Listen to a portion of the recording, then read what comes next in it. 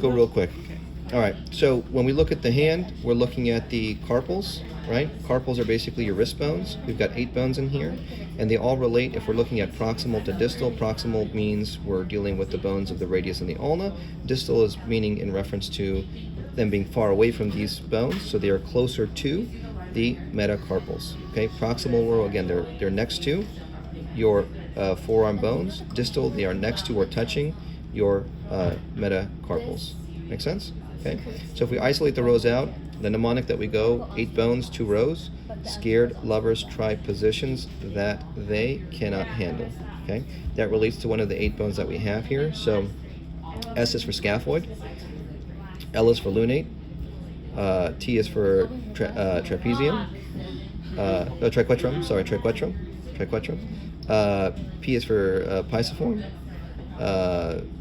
this one here is trapezium, trapezoid, capitate, and then hamate.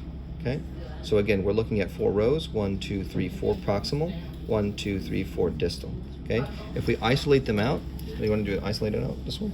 If we isolate them out here, if we look at the proximal, again, with the thumb pointing laterally, right? What do we have? We've got 4 bones. I'm going to flip it over real quick so you can kind of see. 1, 2, 3, 4. Okay, so S, scaphoid, L, lunate, T, triquetrum, P, pisiform. Okay, these again are the proximal row because they relate to the bones of the radius and ulna. So question, what bones of the carpals articulate with the radius? We would say scaphoid and lunate, correct? What bones articulate with the ulna? We can say the triquetrum. Okay, so keep that in mind. If we say distal row now, so again, same relationship. We're talking about them being distal from the radius and ulna, and they are touching the metacarpals. Okay, so what are they here? They're isolated for you here. There's 4 bones. 1, 2, 3, 4. If I turn it over, I still have 4 bones. 1, 2, 3, 4. Do we see those? They're all in contact, if you notice, with the metacarpals, all of them. So if we look at number 1 here, this is going to be the trapezium, right? So the trapezium is going to be in line with your thumb, right? Your metacarpal of your thumb, trapezium. Then you have trapezoid, okay? Then you have the capitate, and the one that looks like a little hammer is the hamate, okay? So again, if we turn it over this way, we should be able to identify all the bones. Either way, right? Because this one right here is in line with the thumb. What is it? It's going to be the